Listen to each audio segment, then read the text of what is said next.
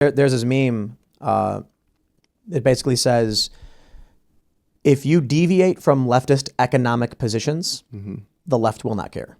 Right.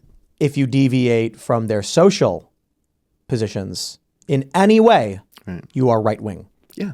So what this says is the left and the right is not about economics anymore. It's not socialist and capitalist. It's culture war. It's do you march in lockstep with us or not? And that's what I try to point out to some people that I know. Like for me, the siren started going off in 2020 or leading up to that, where everybody was, well, it's blue no matter who. And like we'd be in the primaries and we'd trying to have conversations with people like, oh, who are you voting for? You know, who do you like? And it's like, doesn't matter, blue no matter who. We got to get Trump out. And I was like, but right now is when you get a say. Like, are you really telling me you're just going to let the party pick your person? And, you know, I naively thought that anyone had a choice anyway, but then watching Bernie just get completely railroaded, like media blackout until he dropped out. And then like, oh yeah, please come on and tell us about your endorsement of Joe Biden. Right? I know, right? So, but I try to point out to people, I'm like, here's your list. Like, yeah, I didn't like this one and I was lit on fire. Eventually, and the list is added to hourly, like eventually something's going to come up that you don't like. You, the same thing will happen to you. Do you think this played a role in what happened with the Offspring? Like, were you this don't make me defend Trump guy? I don't know about that. I mean, I didn't vote for Trump. You know, and I'm not going to say how other people vote for things, but I'm not. That's a tricky one there. I don't. Well, don't say what you can't say, but I'll tell you this. I think the Offspring guys are probably conservatives. I mean, like, probably neoliberal is a better way to describe them, not conservative. Establishment. But like, I've been saying this, man. They have a song called "Why Don't You Get a Job?" That's typically not a leftist perspective. Yeah, I always took that song as very tongue-in-cheek, like he was just telling a story about his friend or something. So I don't know. I don't know that I would. But the message, I mean, the kids aren't all right. How about Hit That? Like, come on, like, Hit That is a song about dating, hookup culture being bad, and how people need to stop doing it, basically, right? Yeah, you could see it that way, I guess. Yeah. I mean, for those that aren't familiar with the song, Hit That is, it's about a guy who's sleeping around and having a bunch of kids, and a woman who's banging a bunch of guys and having kids, and then they're off just doing all this stuff, and he's like, that's the way it goes. It sounds very negative. It's a very negative depiction of modern hookup culture. So, like, hearing songs like that, I'm like, these guys probably deep down, they probably come off to me as traditional, like, what's the right way to describe it? Neocon, neolibish. I don't want to say necessarily conservative because the way they treated you and the way they go about things, but I'd be willing to bet they're the kind of person who probably have somewhat conservative viewpoints, but are extremely self-interested to the point where they'll say whatever they have to say to make money and just get by. But you know, yeah, don't say I'm things not you're here not to speak for anybody's views or anything. You're like, oh, let me tell you the secrets of. No. No, that's none of my business. So, you know, everybody's, I can't speak for anybody but myself. It kind of bums me out, this whole, not just what happened with you, but the whole thing, because it makes me feel like we're in this every man for himself situation. And it's like only are people pretending to care about each other.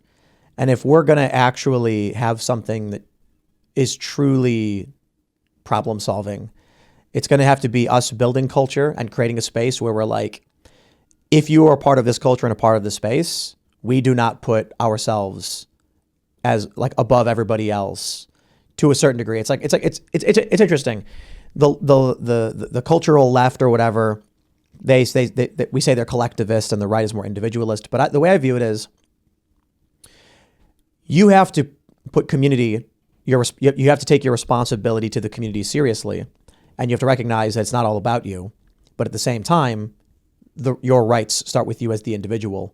Whereas it feels like with the left, or whatever you want to call it, I don't want to say left or right, but like the people who are like, fall in line and agree with us or you're fired, they're not striving towards anything And it's dangerous. It feels like lemmings walking off a cliff. Yeah, I mean that's what I'm saying. It feels like there's no middle ground and there's no nuance. It's like either you adhere to all of these things, or you will be branded as this anti-vaxxer, far right, Trump loving, and it's just like, it's just not. It's not an insult to me. Any of this stuff. It's just not accurate.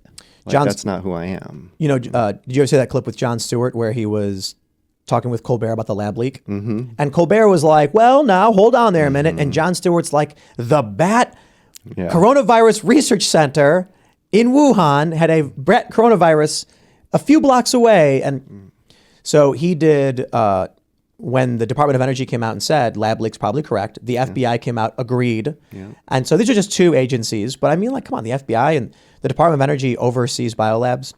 Seems like, okay, well, there's some, maybe this is the case, right? As Seamus Coughlin put it, I love saying this, the city with the virus factory had a virus outbreak, and you're told you're crazy if you don't think it came from the virus factory. But Jon Stewart points out that they called him racist. They called him alt-right and conservative for suggesting lab leak may be the case. Yeah. And I feel like most people probably have experienced something to that degree. If in any way you disagree with the cult narrative, they come for you fast. But they call you a white supremacist, like a white nationalist? I don't think I got called that. I did get called a Nazi from some real friendly messages from people who were wishing death upon me and my family. And strangers? Yeah, strangers. And that stuff weird, is like, man. That's the easy stuff to shrug off. I'm like, yeah, whatever. I don't know you, buddy. But what about friends? That's the hard part, was the people that like immediately backed away from me and my family. Like, that was hard. Like, bands that I loved and traveled with, just kind of fuck them.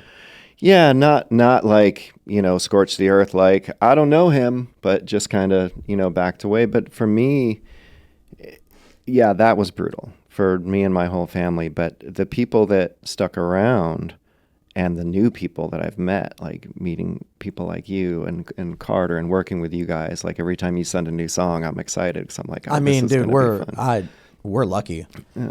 It's like my mom was laughing. She was like, I can't believe that the Offspring drummer is working with you guys, like, because she's like, you're 13 years old, with your Squier little $100 guitar playing Offspring songs, and now whatever is going on in this world serendipitously just ends up with like you sitting here and we worked on songs together. Yeah, it's crazy. I feel like the world must be a simulation, because how in the hell is that possible? Yeah. Well, that's the thing about, speaking out too, is like you find your people. Like, yeah. I have a new band coming out this year with Dickie Barrett from Mighty Mighty Boss Tones, Greg Camp from Smash Mouth, Johnny Rio from Street Dogs, and Joey LaRocca from the Briggs. And Supergroup, right? Like the Traveling Wilburys. Yeah, but it, comes, I get a phone call from Dickie last April, and he's like, hey, saw your story. He went through a similar thing. He was the announcer on Jimmy Kimmel, got let go over vax mandate stuff. Whoa. And he's like, I feel like we should do something together. And he's like, do you know Greg Camp? And I was like, well, I know of him. And he's like, well, he lives in Nashville too. He goes, I don't know why. I think the three of us, like, that's how Dickie is. He's just like, I feel like this could be something. You calling the band the Anti-Vaxxers? Right, yeah. Or Dickie Barrett. I had to say it. You just gave Rolling Stone their headline. No, it's called the Defiant. And so we just finished up mixing, and I'm hoping to get the record out this summer. But awesome. It's rad. Yeah, I got to play some of it for you today. Yeah, super cool. But again, like, reinvigorating my love for playing music and being a part of something. Like, and I was thinking, I'm like, I'm always the drummer that gets brought in when someone's getting replaced. Like, I was not the original drummer in Face to Face. Was not the original drummer in Saves the Day. Was certainly not the original drummer in Offspring, right? Like, you're always filling in. That wasn't even, was it Scott Welty? What was his name? Ron Welty. Ron Welty. Yeah. Scott, I don't know. But he wasn't even the original either, I think, right? Yeah, I mean, he's the only one on the records. There was another guy, James, before him. Yeah, and then he dipped out of the band, and boy, was that a mistake. Yeah, well, I think he's a doctor. I think he's doing fine. But. Yeah, people got to make the choices they want. Yeah. The Defiant is your new thing. Yeah. That's the thing, man. You speak up, and you, like you said, you find your community.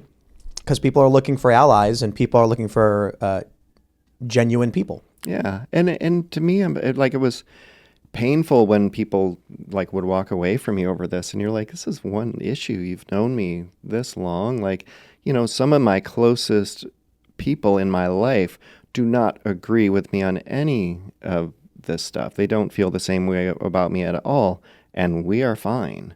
Like we don't have to agree on this. One thing doesn't have to ruin your entire relationship. Like you can have a mutual respect and not just be dismissive of someone.